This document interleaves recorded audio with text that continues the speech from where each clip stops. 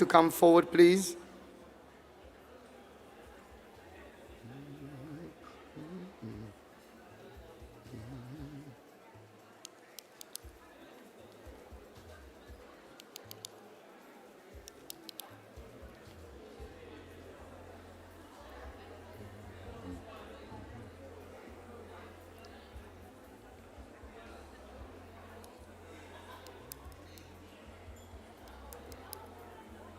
You can come up. It's fine, yeah. Colleagues, we're about to start now.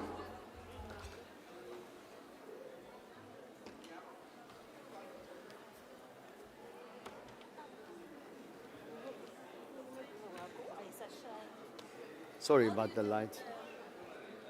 I don't know. I think by the time this is finished, I'll be blind. Yeah. Yeah. Sigilin, where's the ladies?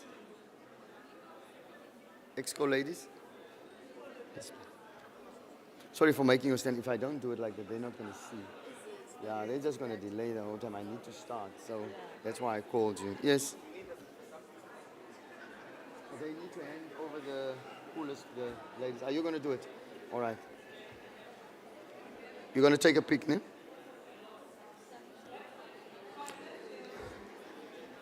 Colleagues, we would like just to thank our colleagues from Thrive for their contribution to our conference. If you can give them a big hand. Thank you so much. Thank you for attending, guys, and thank you for your contribution.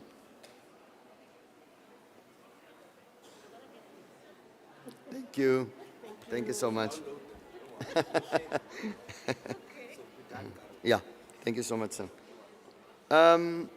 Colleagues, we're just going to dip into a continuation of yesterday. I know I promised that we will come back here. Can we have the roaming mic?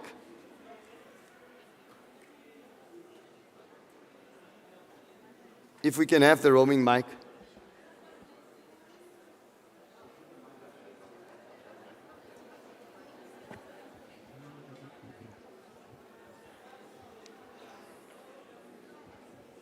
Okay, we're going to take questions now. I think we're back at colleagues from NSFAS. Are you ready?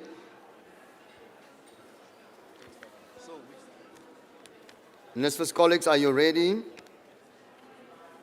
All right, we'll start off by a raise of your hand. If you've got a question regarding yesterday's presentations, please raise your hand.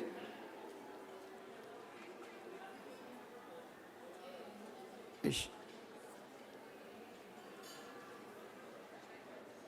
Are there any hands around here? Oh, there's one there.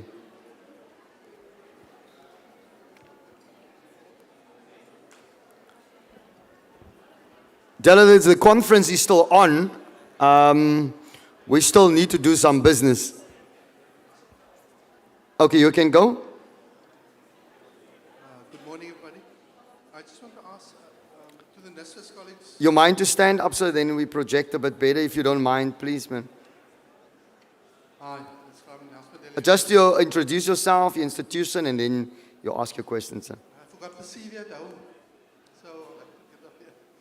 Fazlou from Nelson Mandela University. The question is to the NSFAS colleagues. When I had a concern, I think they mentioned about the exceptions listing. We've had some challenges of students where disbursements are on hold because of the exceptions listing, and specifically students where they've chosen to take the NSFAS instead of another funder. So, for example, the students on the pre-funded bursary and they've chosen NSFAS over the pre-funder. I'd just like to know by when can that listing be actioned, please, because those students are negatively affected by the fact that NSFAS is not taking them off the exceptions listing. Okay, so that's your question, sir. All right, I think they noted the question. I think it's, Tilly, I think that's a question on your side. You and Andis. Okay, is there another question? And then we'll...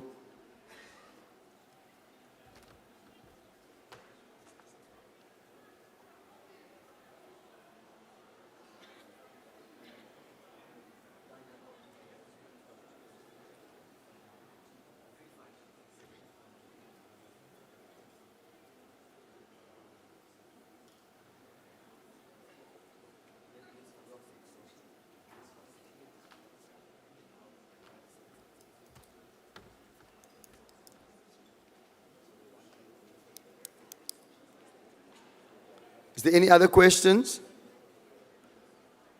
By the show of hands. Okay, you can go for it, Tilly. Thanks, Chairperson. Good morning. Is it morning? Yeah. Good afternoon, colleagues. Yes, you are correct.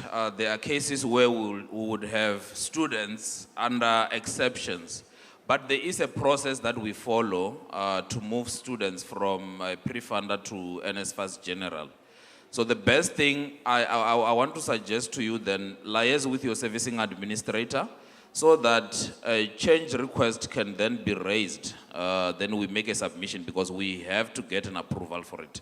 So unless I see his hand is up, I'm not sure if I covered everything, but there is a process for us to move students from one funder to the other. Thanks. Okay, I'll give you a bit to respond. Thanks, Tilly. Tilivali, thank you for that. We are aware of the process. We are following it. I just want to know how long it takes, because it's already a month and nothing's happened. We just want to know what's the SLA when we can expect the changes to happen. He wants to know if there's a timeline attached to that, Tilly.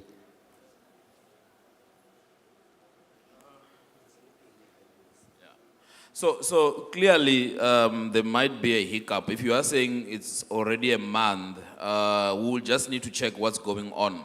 There could be a hiccup. You might find maybe something is missing from the submission. And we also have some cases where it will take even more than a month, and it's because there are a number of reasons behind it. Yeah, sure, thanks. Okay. Your colleagues wants to make a contribution.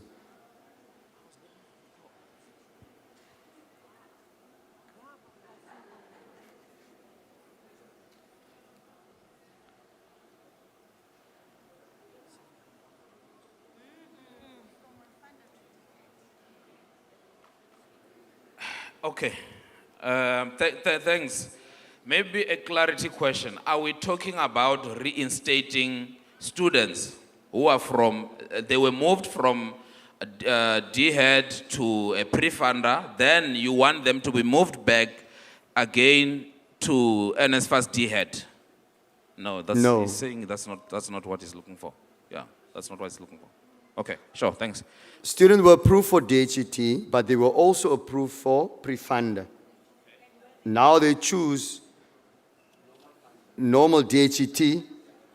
You then accept them or exclude them then, or you create them to be an exception. And then you term it pre-funder. So the exception reason is now you are a pre-funder. Okay, thank you. Thank you, Carl. Just for Fazlo and the colleagues in the room, and Andisa is here. So we have different scenarios. So students have elected not to be funded by DHET. However, the pre-funder came a little bit later in the year, call it May, June, July, right?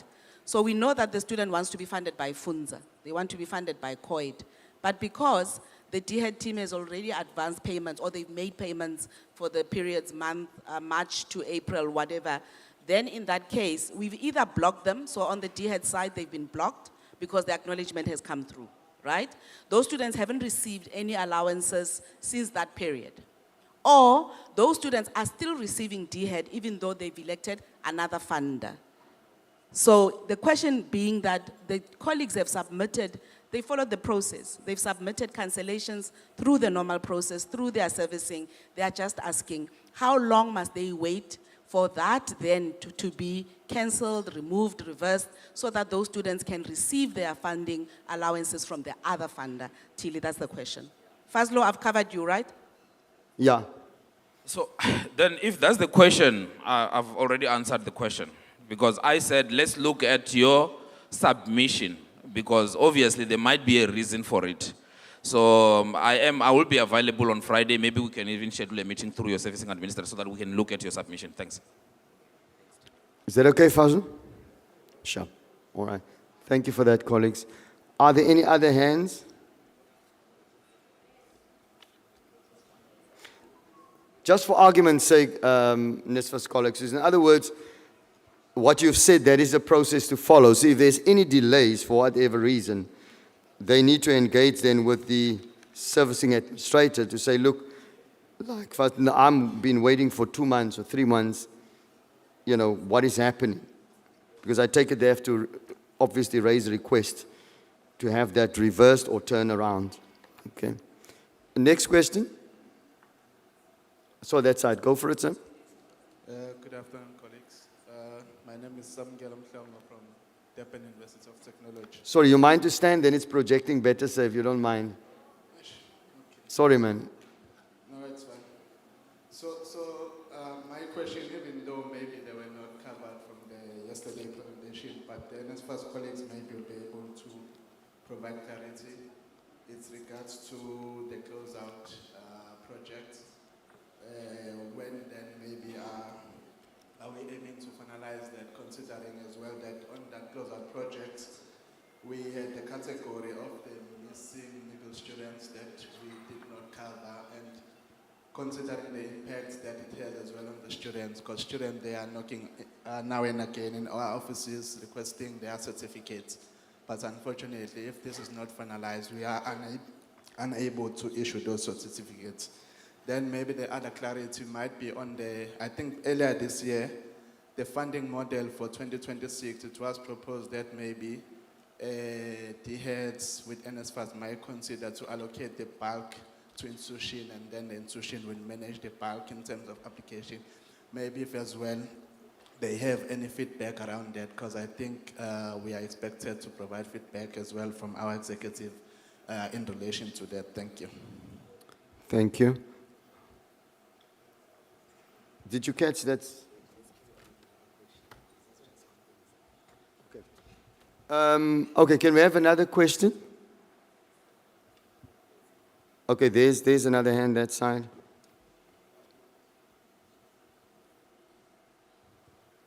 Okay, thank you, Chair. Morning, colleagues. Mandela from Buffalo City College. The next first, guys. It's just a follow-up question on the question that was asked yesterday about the defunded students. I know it's not the first time I'm requesting it. I just want to know, is it going to be possible that we introduce another status after they defunded, so that they're also able to see on their portals that they have been defunded, instead of them having to rely on us telling them that, and sometimes they don't even trust that. So it would be great if another status could be introduced where after defunding, there's a status that talks to that. Also, the accommodation section. I'm just wondering, is there going to be communication to the service providers? Remember now, as TVETs, we run over the 10-month period that NSFAS funds. So our students are still going to be on campus until the 11th of December, if I'm not mistaken. And next year, obviously, they'll be there before February. So is the communication that NSFAS is going to do, or I can see Mona shaking her head already. But we need that, because now we find ourselves in an awkward position, because now we don't have a contract with these people. So, but I mean, they're housing our students. So we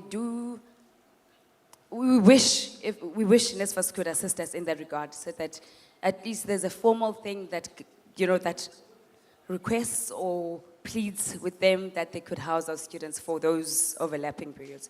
No, that's it from my side. Thank you, Chair. Thank you so much. Can I just get a repeat from our colleague there, before you go, Lungisa, just to repeat his second question.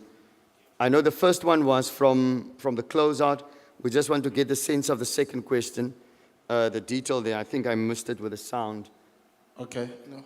The second question was around the funding model for 2026, where I think beginning of the year, there was a proposal where maybe a bulk will be allocated to institution, and then the institution will then admit students based on the available budget. For example, if DUT is allocated 2 billion, then they will only admit students based on the available budget that is allocated to them. There was a discussion around that at the beginning of the year. Are we still in line with that, or are we continuing with the current process where NSFAS will administer everything? Thank you. Okay, so your question relates to an allocation, based on the number of students that are funded and then obviously within that available budget. Tilly? You're going to answer. Okay, Lungisa, you want to answer? Yeah, so colleagues, the colleague from the TVET that was speaking about defunded students. So firstly, I'd like to caution us to use the correct terms, because I can tell you in TVETs there were no students that were defunded. Yes, students are in exceptions for various reasons and end up not getting payments because the reg doesn't qualify, etc. That's not defunding. So what you are looking for, and we have given it to Lani as a requirement that we want, it's for the disbursement exception to reflect on the student portal. Because currently, a student is provisionally funded, you load reg, but remember that reg must be validated. So the reg then can fail because the student, whatever funding condition they're not meeting, whether they've exceeded threshold, but that was something of last year. Even those were not defunded. They were blocked from payments up until they brought the SARS document that proved otherwise. So there are various exceptions when that reg is validated, be it they've exceeded N+1, you loaded caps incorrectly, or whatever it is. Then the gap is the fact that the student portal will still remain on reg receive and the student is still expecting a payment. So we have given it through as a requirement to our ICT colleagues for 2026 for the student then to see the next level, meaning reg received, if all is well, you get paid, but if all is not well, we want then the student to see what the reason is, whether they've exceeded N+1 or whatever the reason, so that they know that it's either something that can be corrected or it's the end of the funding journey. But that is not defunding. Defunding means something else. Yeah, I think that is the question I wanted to take, but I'll give to my other colleagues. There was the part of the accommodation. Did we answer that question, TVET accommodation? Okay. Thanks, Chair. Just a second, sir. We'll get to you. Go for it, Dylan. Maybe let me start with the defunding also. Lungi is correct. It applies across. It's not only the TVET colleges. When we flag students or when we pack students and say there are exceptions, colleagues, let us not go out and say NSFAS defunded students. And I say this because you would remember, colleagues, some of you are here now. There are institutions that even released communications to their students, and it created a commotion. Where a student is impacted by multiple or dual reg, why do you say a student is defunded? It's not defunded. We decided to stop with the payment up until the exception is addressed.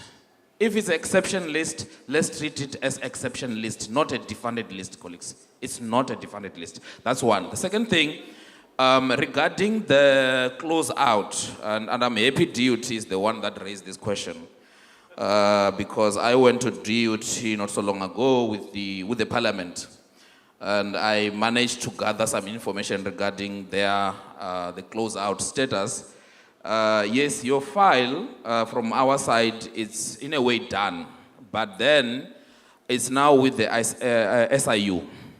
They wanted to validate your file before the sign-off takes place. That's where we are with the DUT closeout. It's not only DUT, number of institutions, your files gets to be looked at by SIU because they also want to make sure that what we are finalizing and communicating with you is correct. That's one. The second thing, where you know that for your closeout file, you don't know the status and all that, please, colleagues, immediately from here, tomorrow, day after tomorrow, please contact Maki and his team. The team is ready to meet with you. I know I've been trying to set up meetings for some of the colleagues who are here.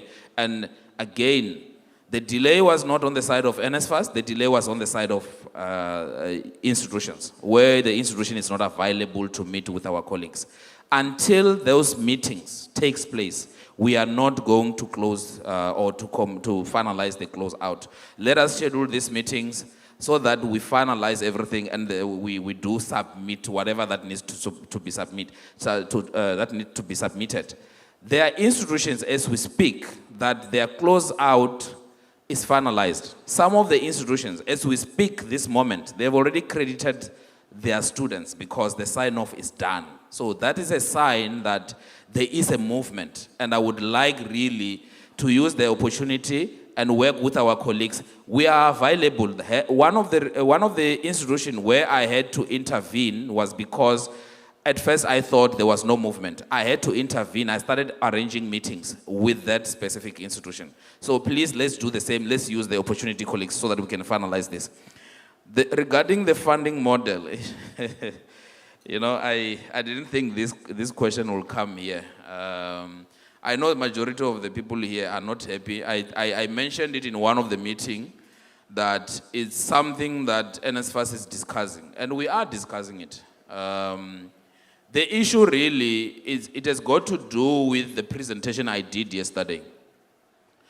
And I want you guys to remember the issue of funding is really not an NSFAS issue alone. It's a national issue. You need to look at it that way. National, I'm also saying you as universities, somehow it impacts you. You need to play a role when it comes to funding of students or allocation. I said that to one VC, he was not happy with me. He said, no, it's NSFAS. But then I asked him, who funds NSFAS? It's government. So it's a national thing. We get the funds from that side. So when we mentioned it, there is a discussion taking place about introducing caps per university. I think with the TVET colleges, you already have caps. I think tuition fee, there's a cap when it comes to the TVET colleges. We spoke about it. We are still discussing it.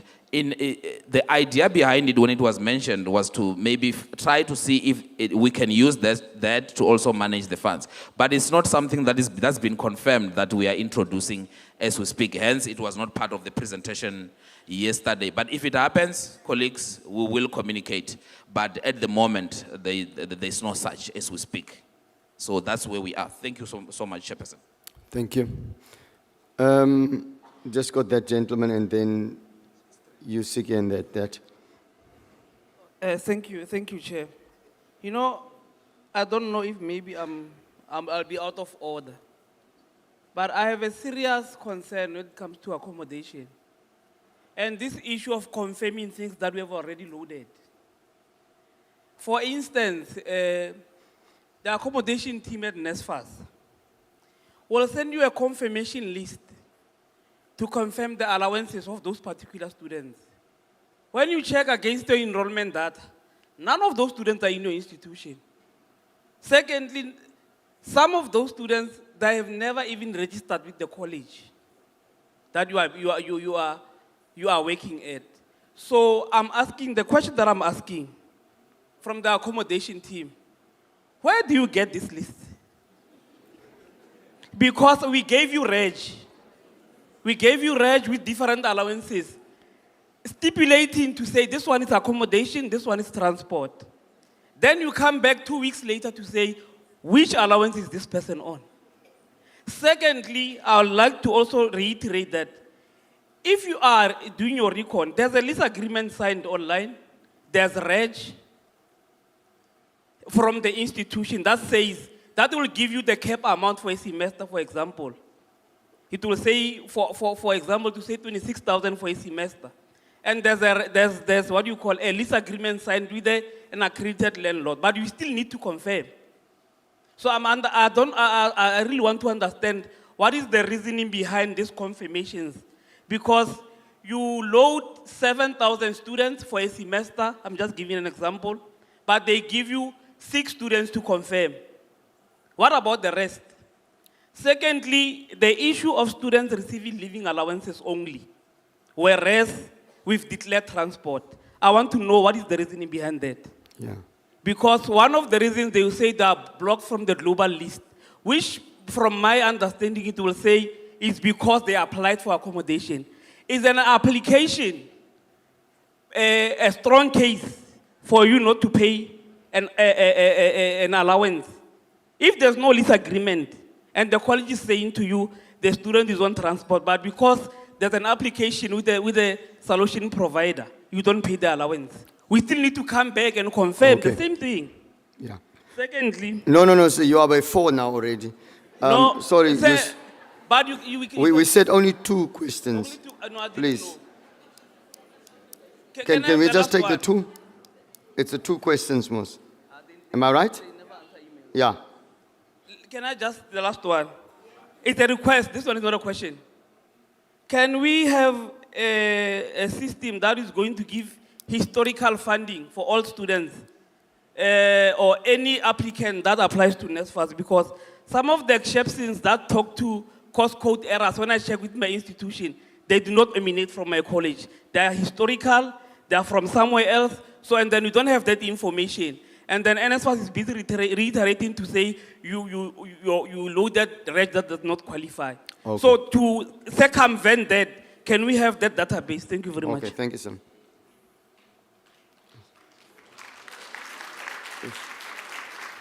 Okay, Ruth. Good morning, colleagues. Ruth again from TUT. Tilly, regarding the defunding, I think let us not play with words. I'm going to be honest. A student who was excluded in 2023, and you are standing up today saying that student is not defunded. What are you saying in a layman's English? There is no funding for that student for 2023, but you keep on saying it's an exception, guys, until such time. When is that such time coming? I'm gonna pack that, number one. Number two, can we request that there be a relationship between the COP team and the NSFAS finance team? I will tell you what happened. We were happy at some stage, finalized all our closeout, even 2024. The same day, the VC confirmed to say we are happy with everything. NSFAS finance team came back to say, wait, we have to change 1, 2, 3. And what I don't like personally or on behalf of the institution is they will disappear for 6 months. One day they raise up and decide we have to finalize by Friday, forgetting that as institutions, we are not only working with NSFAS. I've got more than 400 sponsors that I'm working with. We've got our own internal funding. We've got other responsibilities. I do hear when you say sometimes you are requested to ask information immediately. But for me, you cannot wake up today and say, I want to finalize the closeout for TUT. Meaning it was still in the pipeline, but somehow you forgot about it. Now everybody has to wake up. It cannot work like that. Let's try to work together. Thank you. Thank you, Ruth. Lungisa, you're going to take that first question? Thanks, Ruth. I agree. Tilly, I think I wanted Lungisa to take that first question. Sorry, man.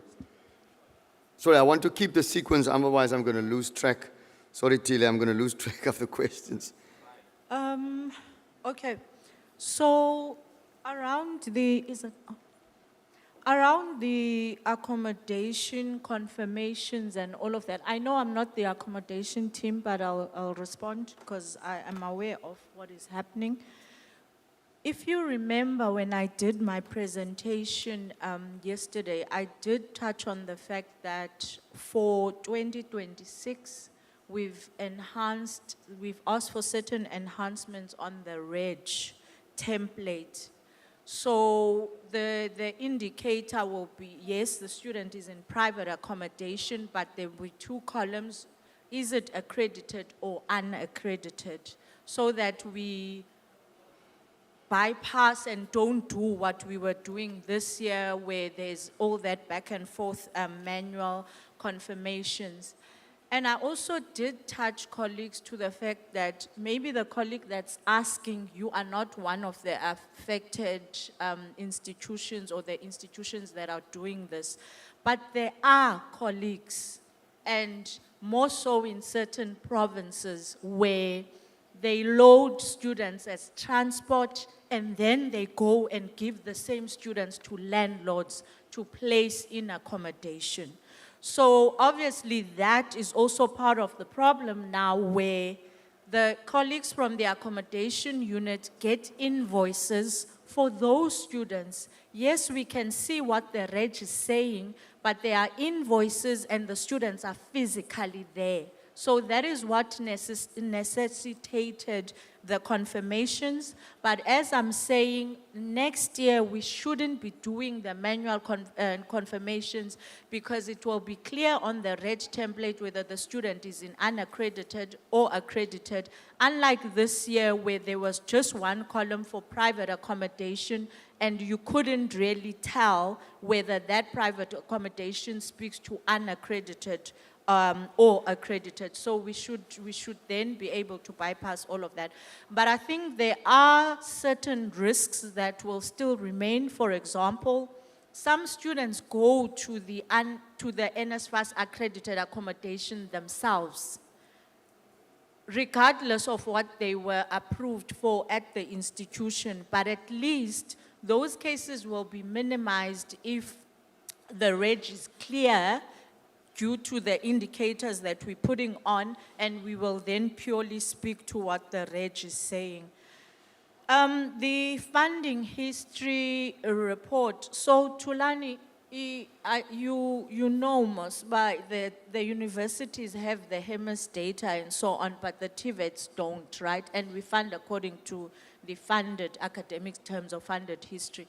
But I've always said to you colleagues that to help yourself with cleaner uploading in terms of reg data on the TVET side, give your enrollment list to your servicing administrator before you even start loading reg. So on their side, they are able then to internally have, do the matching for you in terms of the checking the funding history of the students, and then you can load accordingly, because then you'll know how many funded terms the student has already taken place and so on. So I say these things to the colleagues externally, I say them internally, and obviously the servicing is at your disposal to use on a daily basis. Unfortunately, I'm one person, I therefore cannot sit with each and every college, but this is something that will help you if you use the enrollment data, give it to them up front before you even start loading reg. It will help in terms of cleaner reg data that you are loading. Those were the two. Yeah, thank you. Does it answer your question? Oh, okay, sorry. Yeah, there's one regarding the like how we pay. So we all have the DHEAD calendar for TVETs, right? We know when an academic term is starting and ending. We also are fully aware that for semester students, NSFAS only pays for 5 months and 10 months for annual students and trimester 3 months. So if the exam is gonna run into December, colleagues, that is not a fight for NSFAS specifically. We therefore need to lobby that with DHEAD to say, if the exam is gonna run into December, obviously that is not covered in terms of us, NSFAS, making the payments to cover that student accommodation. Because NSFAS will pay for 10 months, that is policy. We can't change just because now this and that. That is for all of us to lobby that with DHEAD and not make it an NSFAS fight, whereas we all know what the policy says, and obviously the budget comes aligned to the policy. So if the accommodation, if the student is writing until the 10th of December, NSFAS just can't on its own decide that, yes, we'll pay the extra 10 days and so on. That's a conversation we need to lobby, all of us with DHEAD. Thanks, colleagues. Thank you, Lugisa. Can we get it over? Oh, we need to get to Tilly.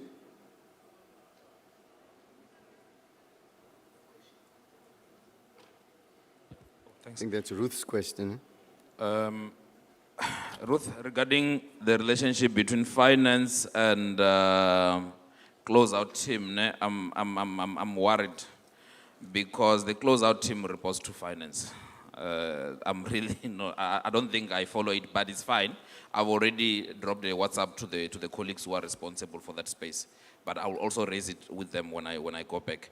Regarding the exception report versus defunded, colleagues, I hear your argument, and you see, within our sector, when we say a student is defunded, it means even the status will be saying the student is not funded, it's defunded. But if it's an exception, it's something that we can still work together to address. Either, let me give you one example.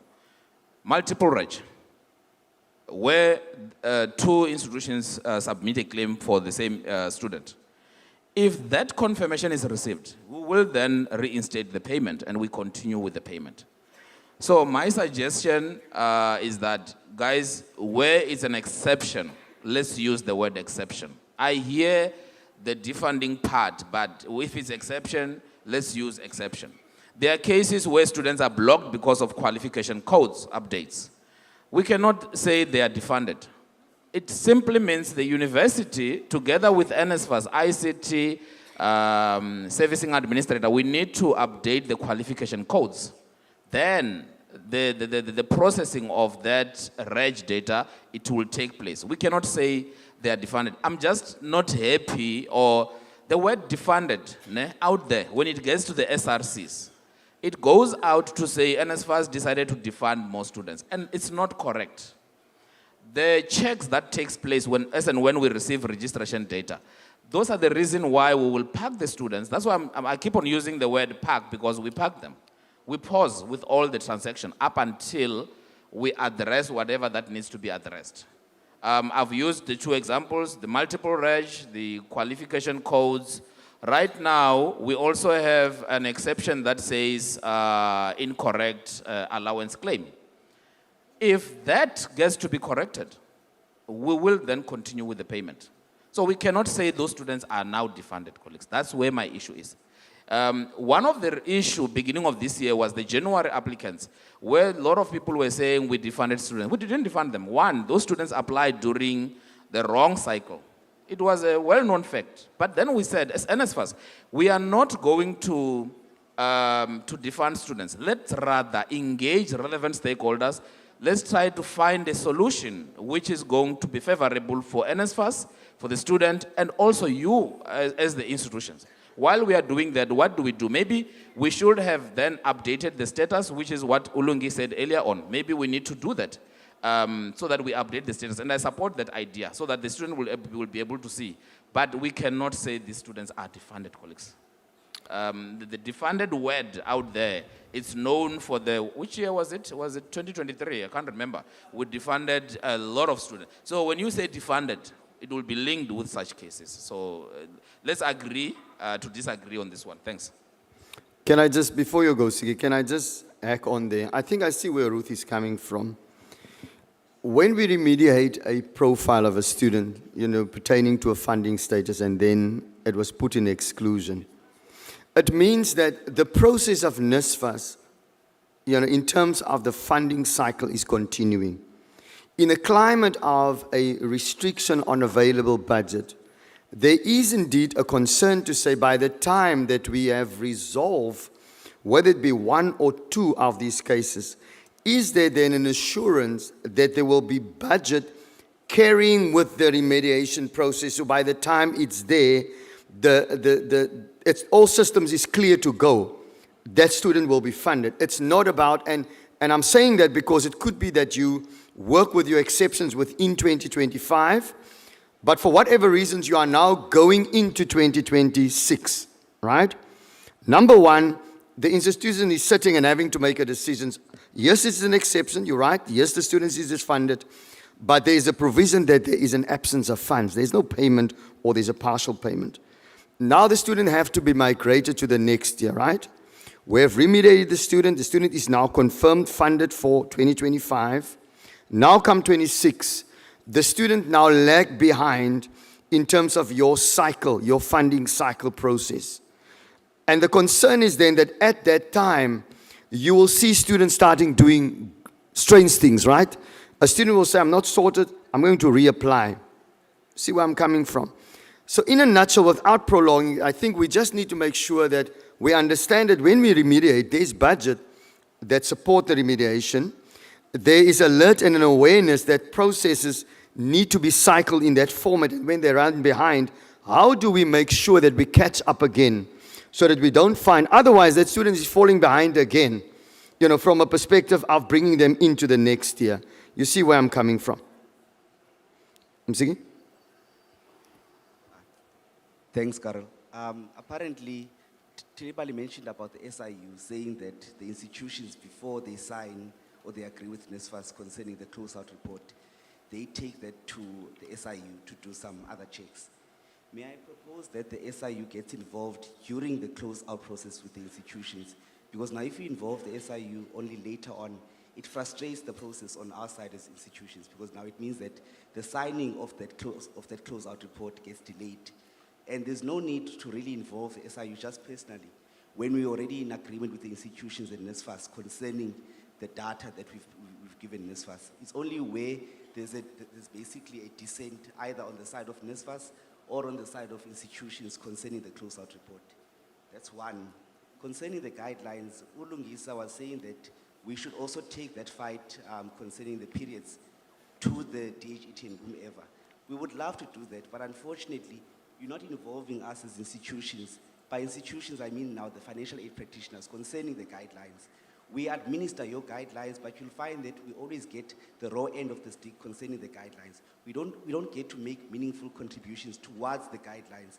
And we actually can provide much assistance towards the drafting of the guidelines to make sure that we really apply those guidelines to the T.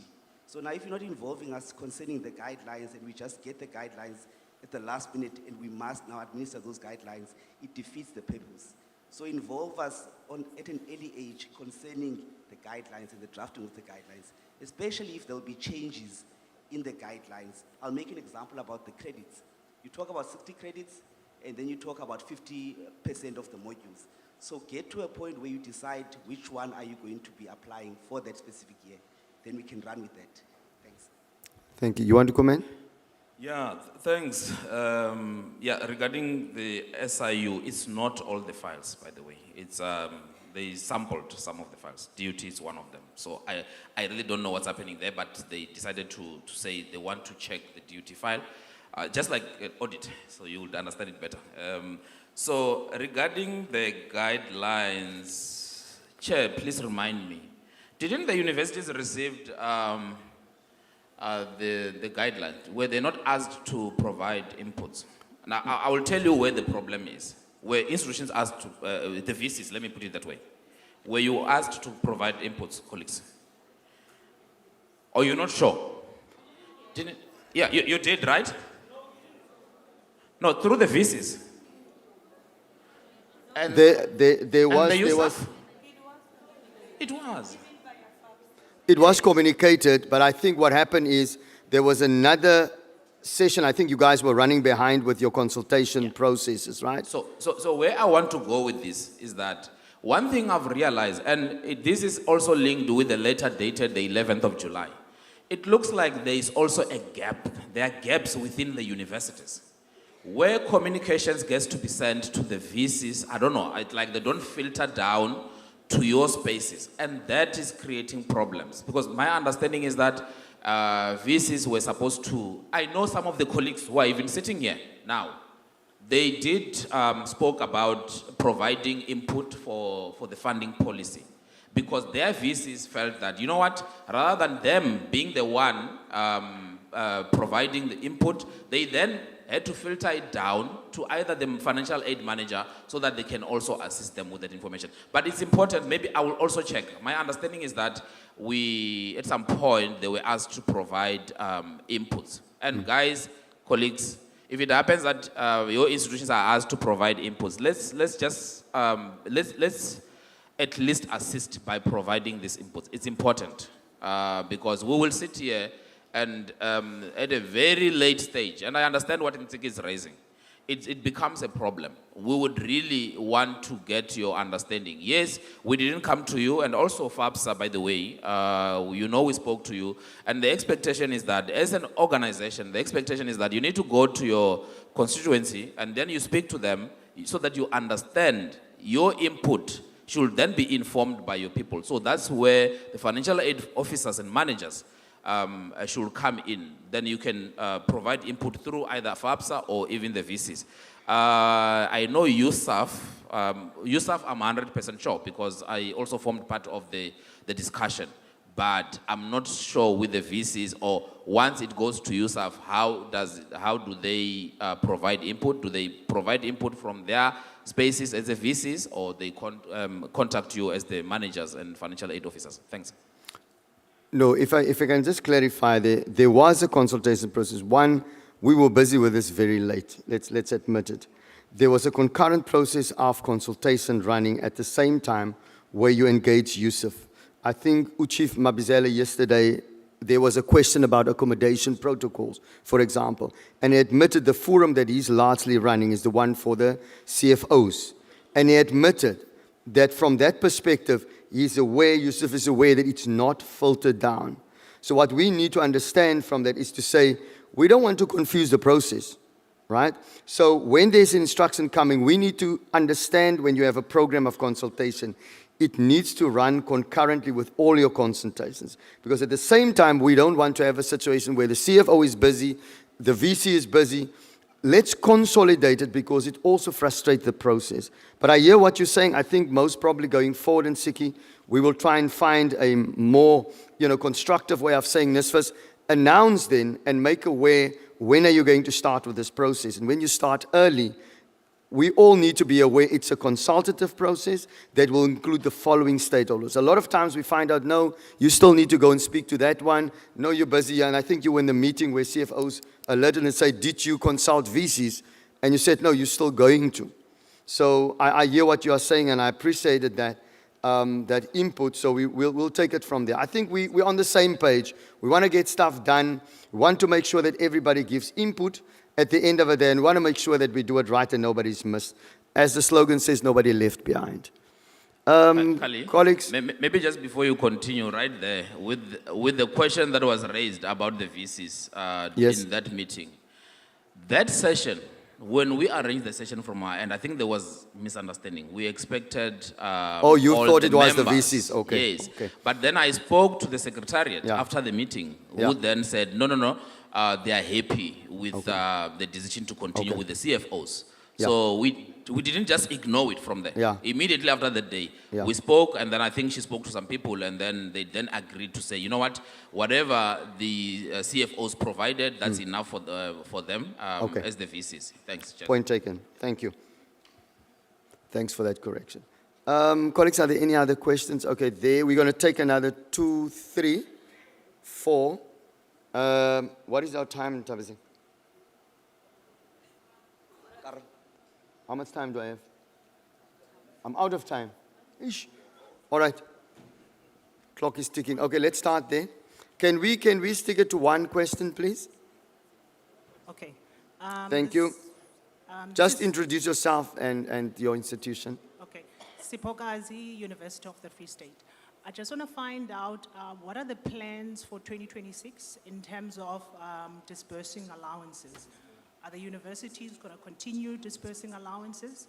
And also, UFS is part of the institutions that are not on the pilot in terms of the accommodation. So what are the plans with that as well for 2026? Secondly, it's not a question, it's just a request. In terms of the exceptions, can they be expedited in terms of resolutions? We've got students that have been sitting on the exclusions since early in the year. One is students that have been excluded because of they are on the global list. And I believe these are students that are connected to the pilot in terms of accommodation. And UFS is not on the pilot. So how do these students then get to be on the exceptions because of that reason? We've got students where they are on the exceptions because of the incorrect minimum period of the extended program. Early in the year, in February, we got confirmation that that issue was resolved. But these students are still on the exceptions. And remember, if they're on the exceptions, we're not getting payment. If we're not getting payment, we're not paying their allowances. So we haven't been paying them their allowances. They are still there. And I can tell you, we do work with their servicing administrator in terms of resolutions on the exclusions, but we don't get feedback. So can there be timelines in terms of resolving the exceptions? Thank you. Thank you. Next one. Good morning, colleagues. I'm Pipi Kwala from MUT.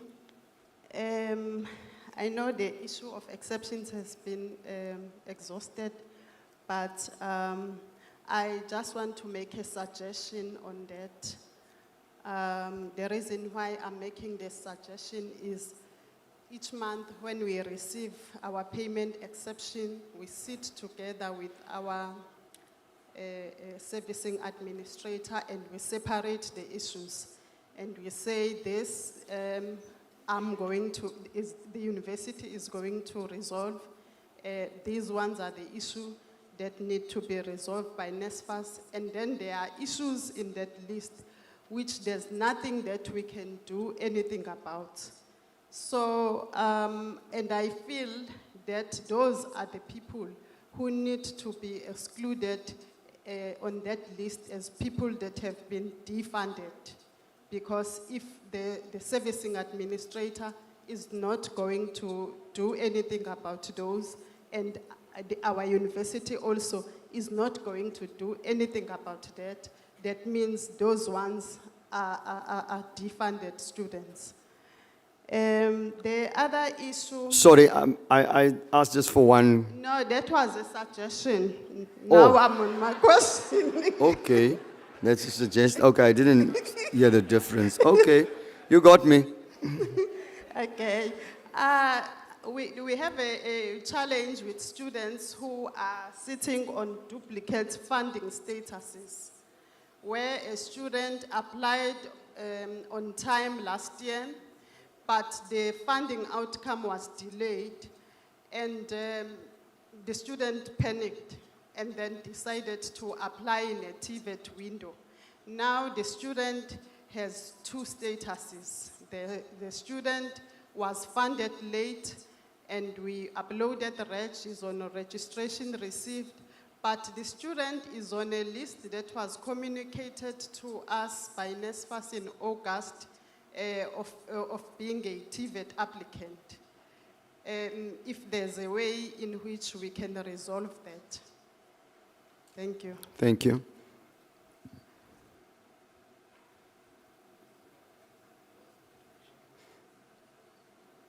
I think there somewhere was another one, and then that's the last one on that side. Colleagues, we're going to take two more, and then we're going to go back to answer, and then we're going to sum up. Thank you very much. Mine would be, by the way, my name is Matomera Kwal from Taleto TVET College. Okay. Mine would be on the issue of lobbying against the 10-month in terms of the payments that would then be made for TVET sectors. It has been cited that we need to be lobbying against the department in terms of the months thereof, flowing over to December. Now, if we are speaking the issue of 10 months, and on the first day of the conference, it was stipulated there during Mr. Midure's message of support that as per the F10s, they would then be afforded a chance in terms of N+1, which would then also be motivated by the budget itself. And yesterday when Ms. Sishi was actually presenting, she mentioned the issue of institutions having gone off board in terms of the budget. You see, so my question is, where will that budget then be coming from in terms of the F10s and in relation to the N+1 rule? Aren't we confusing students, or aren't we raising an expectation that the student would then get funding thereof, if we know that so far we are actually facing budget constraints? Thank you. Thank you. And then the last one on that side. Behind you, Nzigi. Yeah, all right. Hi, Happy from University of Pretoria. I just want to ask about students who were affected by income exceeded, and for 2024 they were not paid, and they were given an opportunity to submit the IT-34. However, there is still no payment. What is a way forward there? Because those students really, they are in dire needs, and they keep on coming to the office to ask about that. Thank you. Thank you. That's the last one. Lungisa, are you going to take first?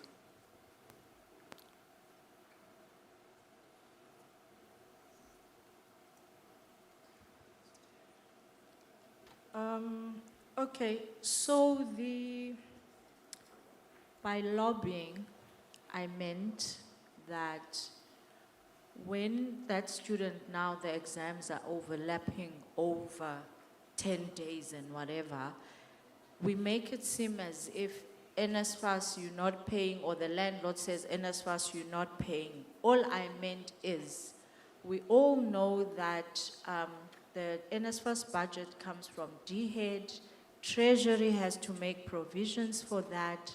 So obviously whatever issues of this nature, it is not necessarily an NSFAS issue, but it is policy that says pay for this period of months, and those months then inform the budget. So obviously NSFAS cannot go beyond that if the budget was not provided. Also around what DHEAD, Mr. Mudiro was saying, remember colleagues, and I'm speaking to TVET colleagues, the N+1 rule was always there. If you look at the policy and how it's been, especially when it was combined with the universities, a university student could fail, and the N+1 is utilized for them then to be funded if they are still within the N+1. But that same implementation was not working that way for TVETs, although on paper it was written like that and meant to be implemented for both sectors.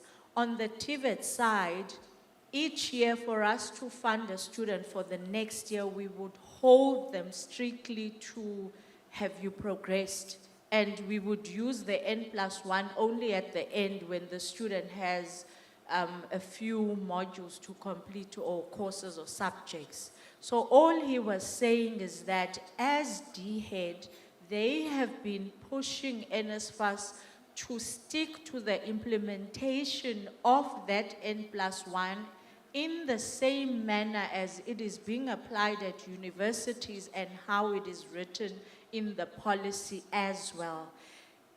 What he was saying, it's nothing new that he's bringing.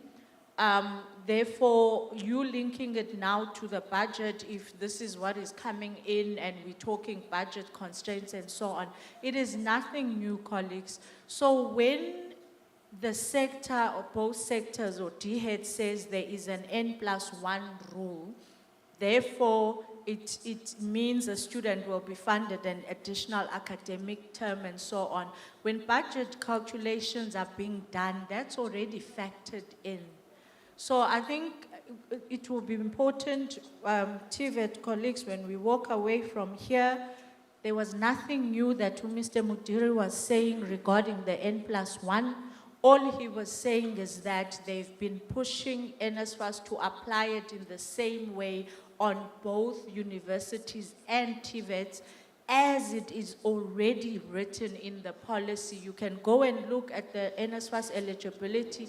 It is written in that manner, even last year's one and this year's, but the implementation on the NSFAS side wasn't working like that. We were almost saying to the TVET students, we'll apply it when you need it at the end, but all he's pushing for, and as it's written in the policy, that we apply it at any time that the student needs it during that journey, obviously knowing that you apply it once. Nothing new, it's in the policy already. Thanks, colleagues. Thank you. I think you move to Tilly. Before you start, Tilly, there is someone who left their card somewhere and lost it. If you are Malautsi, you can come and get it here from Tabby, saying maybe you can't get into your room.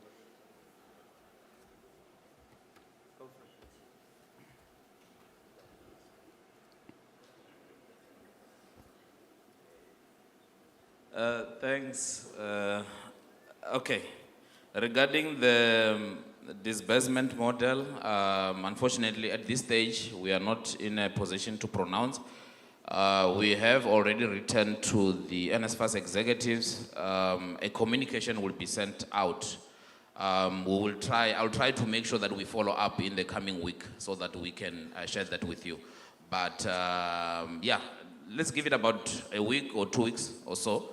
So that we can finalize and send a communication to you. Thanks.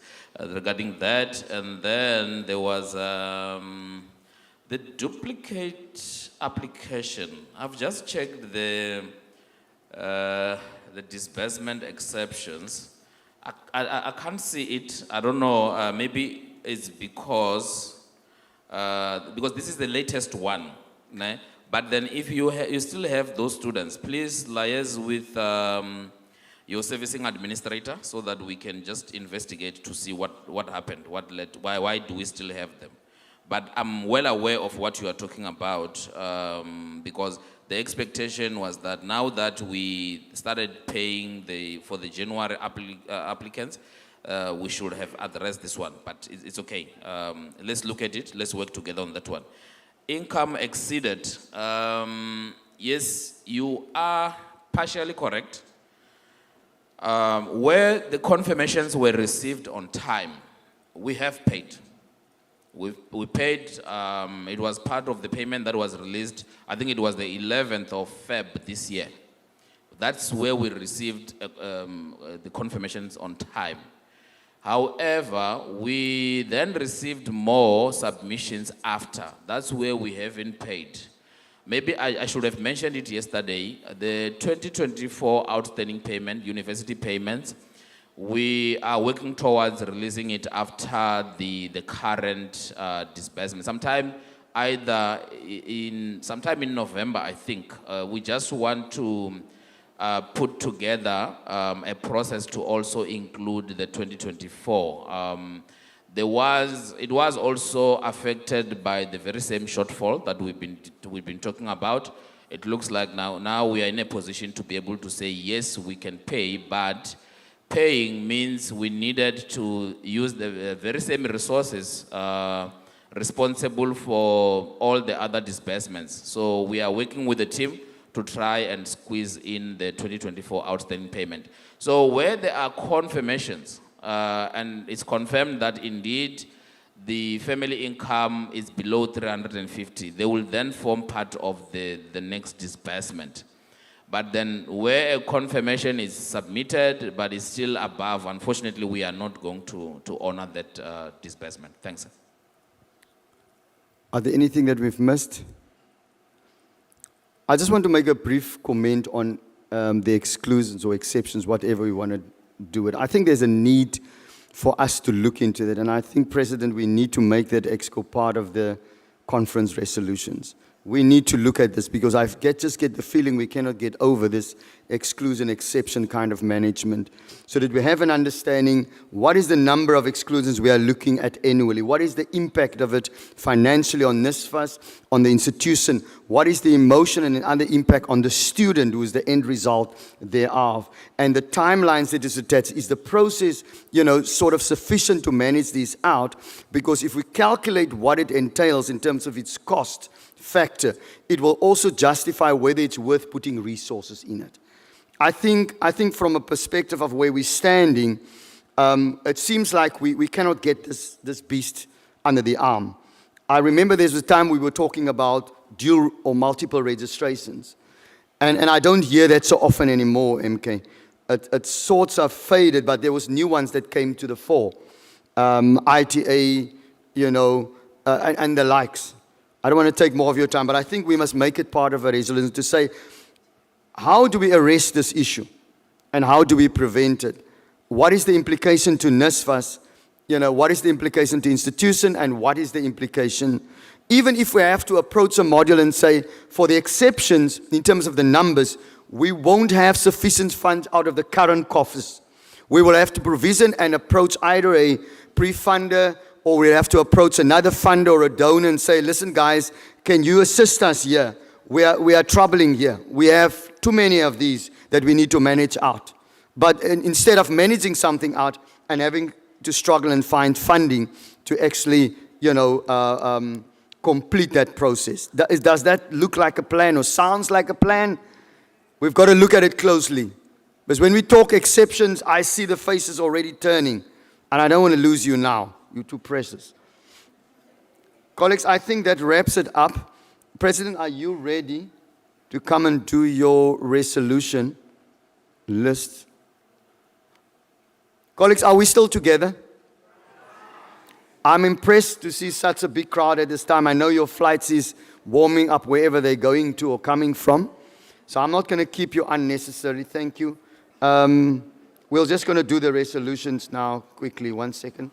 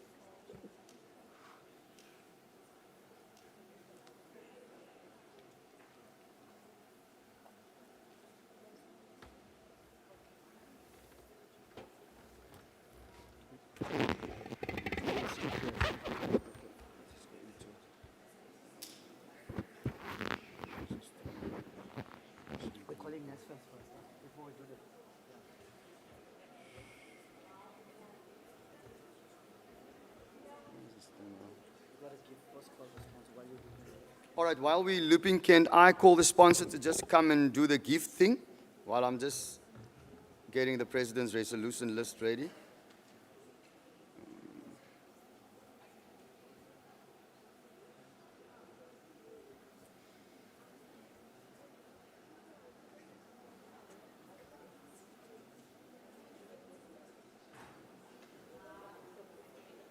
Come on now.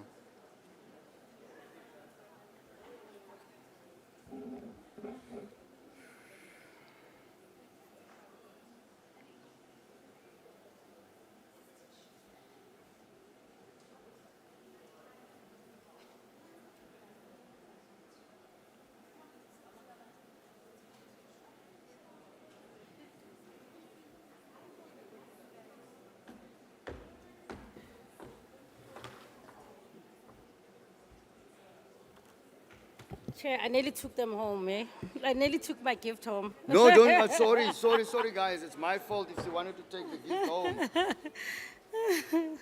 Is it open? No? Yeah, it's okay. open. You can go for it. Okay, we are... Can I get your attention, colleagues? Thank you so much. Okay, Z, please come call quickly. Okay, first of all, I just want to say thank you to everybody that has scanned the QR code. We really appreciate it. Unfortunately, everybody cannot be a winner, but in our eyes, you're all winners. So in this here, we do have the gifts from Vodacom and from Honor. So we will be giving. So we'll call up the names. As we call up the names, please just come grab a gift. We'll take a quick picture and we're out of here. Unfortunately, we don't have too much time. Z? Afternoon, everyone. So, our first winner for today is Utuletu Njengele from Buffalo City, Tibet.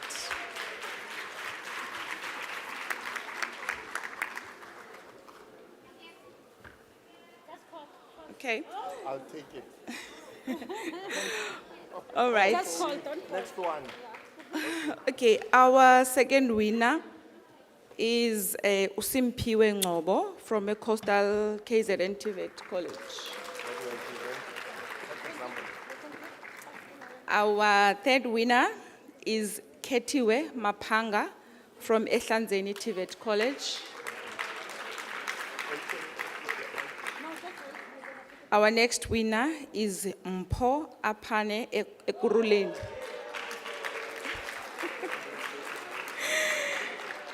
And then we've got Ulizi from KSD Tibet.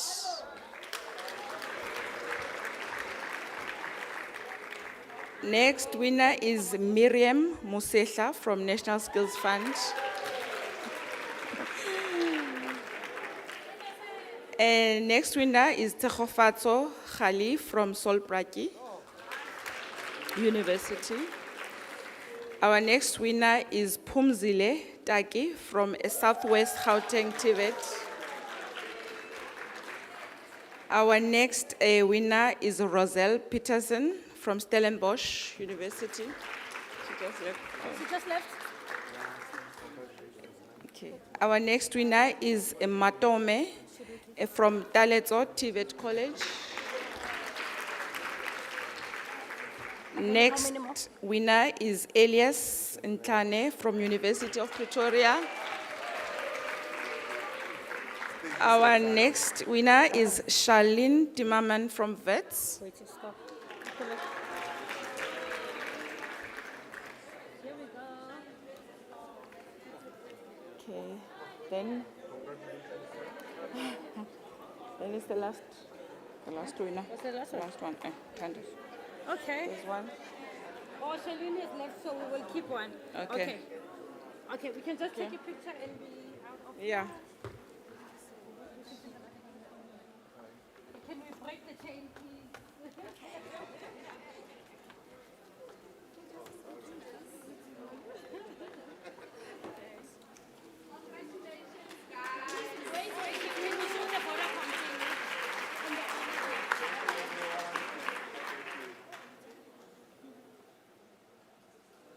Thank you.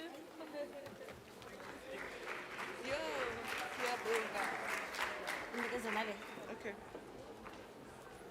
Hey, whose phone is this? I don't know.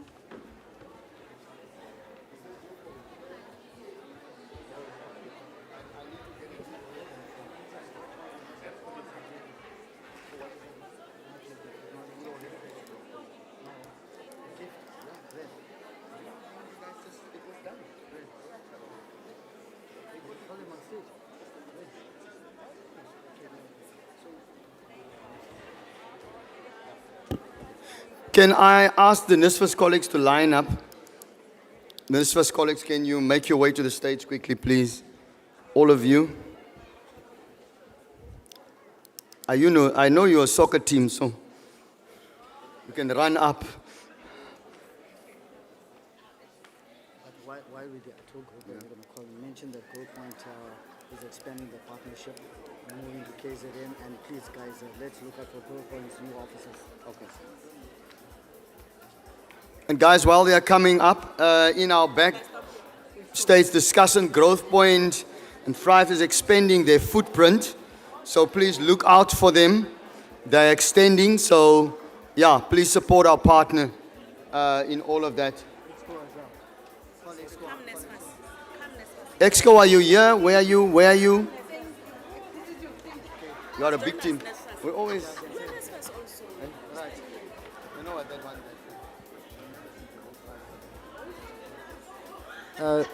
Colleagues, while we wait for NSFAS, while we just wait for NSFAS to get themselves in order, colleagues, I think it's important that we take this time. I know we acknowledge our exhibitors, our sponsors, our presenters, but what we tend to forget is the colleagues that are standing in front of us work just as hard as we do. They also go through a lot within their office, and I know that we constantly are fighting with them. We're constantly putting pressure on them. And then we expect them to produce on the demands that we put onto them. So we want to take the time to acknowledge NSFAS, the management team, and the colleagues that work with us very closely. I think it's important to acknowledge them for the work that they do. We understand that they're confined when it comes to certain decisions and certain responses that they need to give to us. So colleagues, if you can please put your hands together for the colleagues from NSFAS. This goes out to colleagues from NSFAS. Please, if you can take this message to your management. We appreciate the work you do. We're looking forward to working closely with you. FAPSA is actually, we know, very close to your heart. Likewise, NSFAS is very close to our heart. So thank you for everything that you do. Okay. Let's go stand there, we'll take a photo. Now we're going to do it.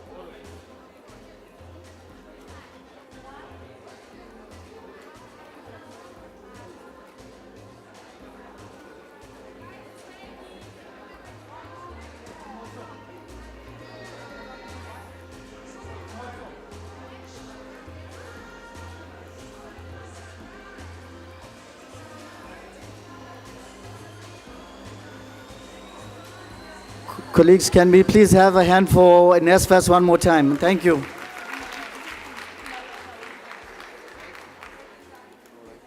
you ready?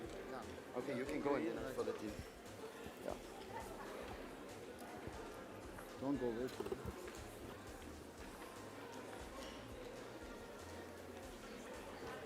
away. Colleagues, we come to almost the end of our final day of conference. And it's always bittersweet, and I'll tell you why, is that as much as we spend these few days with you, we become very attached, and we seem to form this bond. And we actually get so excited on having you at this conference. So it's sad to tell you guys goodbye, but what we look forward to is many more engagements, and we're hopeful that we're going to grow from here. We're going to run through a few logistics. So there's two parts to our resolution.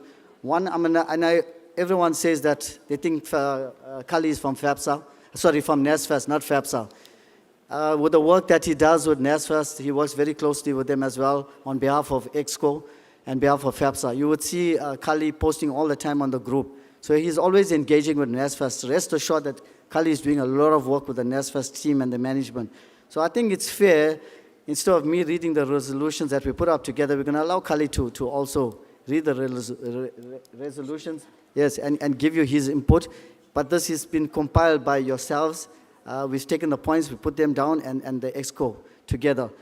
When he's done, then I will quickly read EXCO and FAPSA's resolutions, and then we'll have to close. Thank you. Thank you, Jay. I apologize. I had to put the points together while in between. So there is a PowerPoint presentation, but I don't want to put TK further under pressure. So I'm just going to read it, and then I'm going to upload it on the share. Just a word of information. Remember, we ask you to scan your QR code institutions on a daily basis, delegates.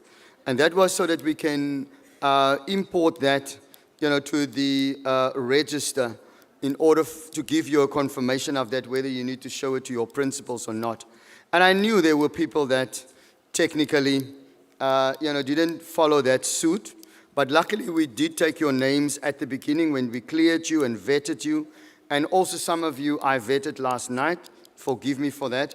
And I actually tricked you because part of it is because I noticed that you didn't do your scanning as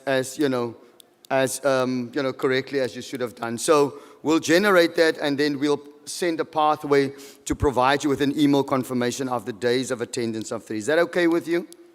Yeah, but just allow us a day to do that so that we can just set it up correctly.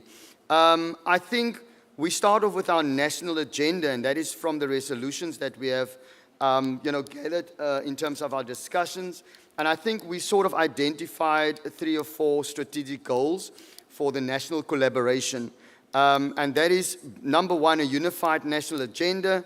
The conference has highlighted the need for a unified agenda to improve student funding and support initiative across our sector, in terms of the PSET environment. And I think you will agree with me that we cannot stay in our little corners. And that just says that with everybody this year, whether they are funders, whether they are collaborating with us in terms of sponsorships, all of that, exhibitors, it's clear that we will have to expand it in terms of a more structured way, in terms of collaborating for the greater cause.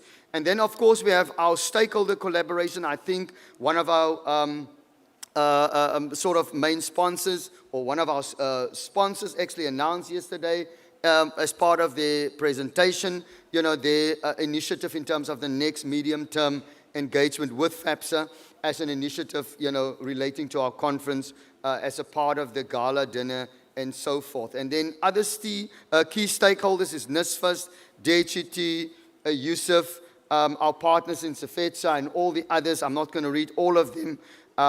We would like to cement that agreement on a more formal way, maybe even sign a collaboration on that level in terms of our working together towards the greater cause. Equitable student support, that's why we got guys in here that presented how can we support students better. We are intending to expand that in terms of a greater footprint that will be translated into action, and that will make them to end up on your campus one of these days.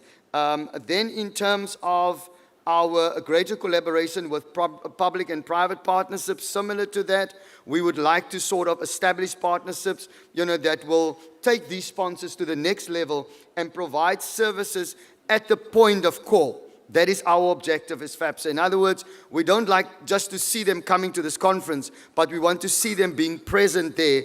And we want you to come back at the later stage and come and present you and say, but I have engaged with, let's say, Vodacom, or I engaged with Old Mutual. This is what we brought up, and this is what we're busy with. We would like to see that going forward, as a visible kind of exhibit that we are working together and we are making progress. In terms of study material, I know we spoke to some of you. You know that study material is a key factor, so we want to zoom in specifically on the resolution for study material. And one of those was what Vodacom presented. I think Old Mutual presented likewise. Van Skyk also zoomed in. And when I spoke to some of our colleagues from the funder side, they alerted that they want to take that one step further. They don't want to use just the NSFAS 5,200, whatever it might be now, for an allowance. They want to look at how do we service the student in terms of their study material so that they have the tools, to basically achieve. Because one of the factors that will ensure that we are going to cut down on students leaving the education space early is to provide them with sufficient resources at the earliest time as possible. I'm trying to go as fast as possible through these. And then, of course, the issue of double dipping. You saw that, colleagues, the effect that it has. It does tie into the shortage of funds. We would like to expand it. That's why we brought in the guys, from the IT space and the AI sort of approach. And we also engaged with Yusuf, who is a very crucial partner in this space. And of course, our pre-funders and the seaters, basically engaging with them and say, colleagues, listen, we know this is a real thing for you as well, but we need to take this one level further. So we will definitely take that as a part of the resolutions going from this. I think I've mentioned already student well-being and support. That is going to also form part of the greater agenda. And then, of course, in the NSFA space specifically, We wanted to focus on the issue around accommodation. That is a big worry for us. Really, NSFAS colleagues, we appreciate you, and we want to say that what we've mentioned around the accommodation is a concern for us. I think yesterday we've heard, sort of the cries of the colleagues from different institutions to say, guys, not only from an administrative perspective, but also from a perspective where a student finds themselves, in dire straits, it's not acceptable anymore for us. As a sector, I think we need to man up to this, and we need to really come up with a solution. To sit at this stage, and I know I'm very, very rough now, and I love you, but I've got to also tell you the truth. We cannot sit at this stage and not have a plan for 2026, guys. We are worried. But we make that part of the active resolutions on the highest of priority. We need to look at it. I know we spoke about rollout. Will universities take responsibility and institutions take responsibility to still do accreditation, etc.? We are worried. So this is a priority for us. We need to arrest this issue. So we will ask you when there is invitations sent to you, whether it's via informal WhatsApps or emails, please provide input. Provide input so that we can arrest this with as much input, so that we can structure a process going forward for the year 26. I think that sums up, and then of course I alerted to the latest one that I added, President, that was the resolution on NSFAS exceptions. We need to arrest it, guys. Whatever it may be, if there's just a simple misunderstanding, what does defunding means? What does it mean when NSFAS say this is suspended funding? What does it mean when NSFAS say exceed the threshold? And how do we manage that? And ask the question, why now? We know there are challenges around validation of determining eligibility, but we need to arrest it. That is my part, in terms of the bigger sort of course that you would like to take on. And of course, the one relating to FAPSA itself is obviously the governance issue of establishing us as a professional body, but we will engage definitely with you, in terms of virtual sessions starting as early as next month, to basically engage with you as a membership on that level, to say how far did we come with all of this, and doing a reporting on that level to say what it will still take to make us as FAPSA a professional body where you can, at the end of the day, be proud to be a part of FAPSA, not only, as a member coming to a conference annually, but also, serving as a member and contributing to this space.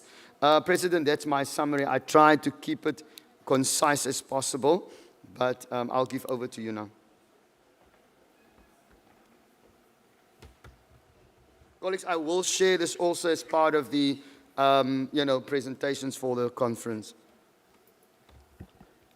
Thank you, colleagues, for being patient with us. Thank you, Kali, for the resolutions. Colleagues, as he mentioned, we will be sharing this together with the videos and all the presentations. So you do still have your badge. If you do scan, everything you'll actually have access to all of this information.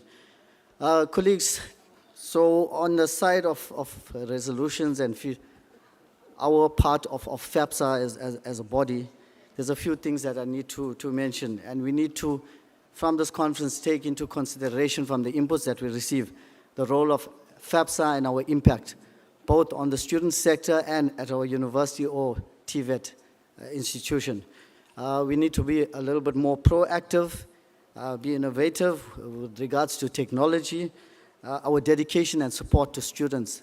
As the one speaker mentioned, if you need to love them to take care of them. So I think we need to start changing our mindset. I know we have tough jobs. All of us are very stressed in the situation we are, but we need to understand that the students that we serve, behind that there's a human element. We need to show dedication, and we're not just a gathering. FAPSA is not just a gathering. Our conference is just not about us coming together, having a gala dinner or network dinner. It's about us coming to discuss issues that matter to students, that can build us as financial aid practitioners. There's a few key things that we're working on as executive. We're looking at, and this was also mentioned, funnily enough, it was started by EXCO already. It was mentioned by the USAF president as well, or the chair of USAF, that we should consider becoming a registered body. And FAPSA executive actually started this process where we consulted attorneys. we are planning to be, or not planning, we're in the process of becoming a registered body. So, colleagues, pretty much soon we should have some good news regarding our registration as a professional body, but we're also looking beyond. We just feel that, look, people in this house are very important to us, but we must not forget the people that we leave behind. When we go back to our offices, there's many financial advisors that don't get to attend these conferences due to funding, due to logistical reasons, and we need to consider those guys that are back in our offices, the ones that are also working just as hard as us. We will love having all the managers and CFOs, but we need to start bringing these colleagues to the conference so that they can get exposed and they can share exactly what they go through. So our intention when we do register as a professional body, we want to make sure we register every single financial advisor as our body member. We want everyone to be part of FAPSA. Whether you attend the conference or not, you should be a registered FAPSA member. And I think this will help us to grow, not only in numbers, but to be recognized on a higher scale. Colleagues, I know we're tired of calling people on stage, but I think it's important to acknowledge a few people that had a lot to do with this conference. And I think if the hosting institutions can please make the way forward, please, colleagues, if the hosting institutions, the colleagues that were involved, if you can please make your way forward.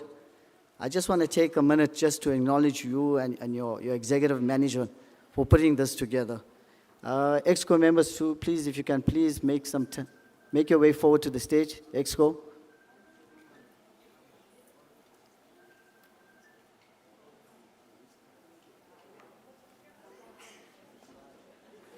So while we wait for the hosting institutions, colleagues, I have to mention the team that's coming up.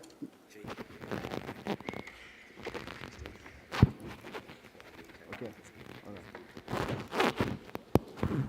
Sorry about that, colleagues. So while this team makes the way up, I have to mention that this team here,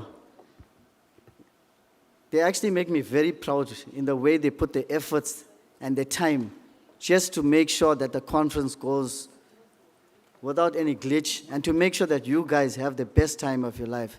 These guys work tirelessly. We actually had meetings. I think our families are starting to complain about us because we have meetings that say, look, let's have a 30-minute meeting. The meetings start at 7, and at 10:30, 11 o'clock, we're still sitting in those meetings.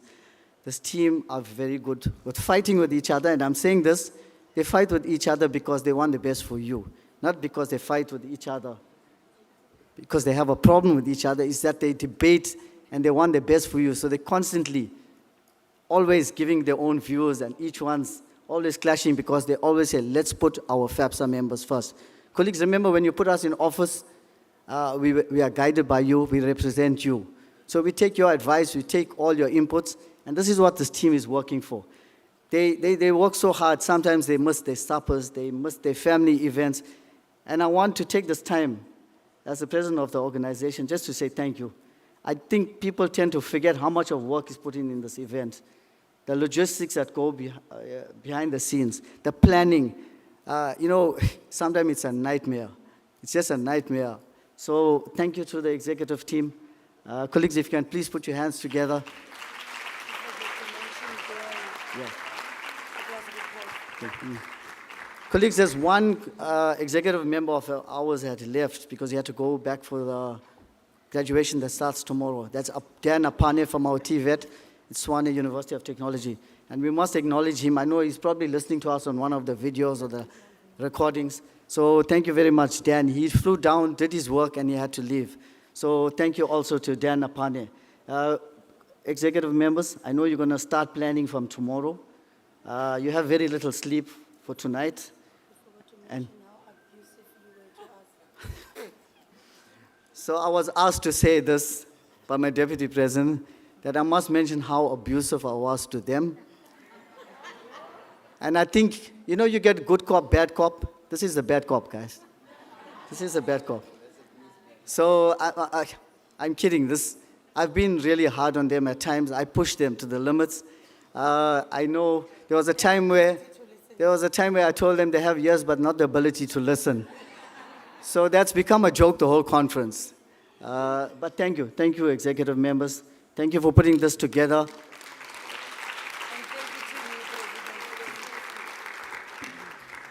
To our hosting institutions, the VCs, the CFOs, the executive management, we thank you very much from the bottom of our heart. Now, it's very hard when you're from a different province to try and put a conference of this nature, especially logistically, when it comes to travel, when it comes to the venue. So our key person, our go-to person was Anita, and she had managed the whole team. We had the other colleagues from the other universities. We had Rhodes, WUSU, we had Fort Hare and NMU. And they all worked. You can see they all look like they had no sleep, by the way. So they all worked very tirelessly as well. Thank you, Anita, for leading the team, PEC, my apologies. PE College as well. You have seen, we started the conference with a big bang with the choir. For me, it was an emotional moment because it really took me to a different level, so thank you to them. But the hosting institutions, thank you. Thank you to your VCs, your executive management. Even if we go to another province, we're going to make sure we call upon you to help us. So thank you. So colleagues, there's this announcement that I have to make with regards to next year's conference. And I know that logistically we have to consider a few things. It's easy for us to just set a province and decide as EXCO, we're going there. But we have to consider, we found that this year sometimes travel can become a problem. Logistically, you can't travel to different provinces just to get the venue. We considered about accommodation, where people had to stay. We prefer everyone to stay at one venue. And we found that people had logistical problems. So we need to consider all this. We need to consider safety, your travel, when it comes to your meals. So there were two places earmarked, and we're waiting to announce it, but we want to make sure that logistically we get everything right. And this is considering with all the members that are on the floor, we're considering you guys. We can just announce the province, we're excited to do it, but we want to make sure logistically we get everything right for you. Because we heard the concerns, we know that we have to really consider you first, consider your budget, consider your approvals. So we will be making the announcement. We're having an executive meeting. I'm sure you are waiting to hear the province. I'm eager to mention those two places that we earmarked. But if you will please indulge us to just speak one more time just to confirm everything, then we can announce this to you all officially. We will be starting our planning very early. We're actually meeting tomorrow on a serious note. We are meeting tomorrow as executive, discussing this, locking down the venue. We're going to start to engage with you guys early. We are re-looking at the dates. We felt that our dates clash up with a lot of our responsibilities at the universities and the the TVETs. We also found that NSFAS colleagues are having a really difficult time attending the conference late October because it's their crunch period. So we're taking all this into consideration. And we're definitely going to announce the date. If you just allow us, please, maybe the next 24 hours, EXCO, or maybe a few days, because I know everyone's very tight in the EXCO as well. Colleagues, I think I need to make this announcement so that we can just go and eat and get home. With the power vested in me, I now officially confirm that the conference is now closed.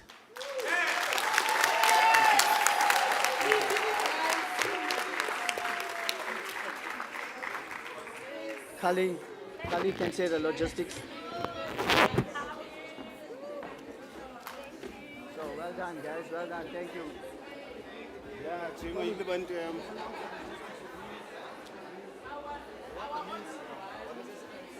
The meals, just tell them how it's going to work. How is it going to work? Buffet outside, yeah. Yeah. And you got the Colleagues, you got your vouchers. Meals is outside.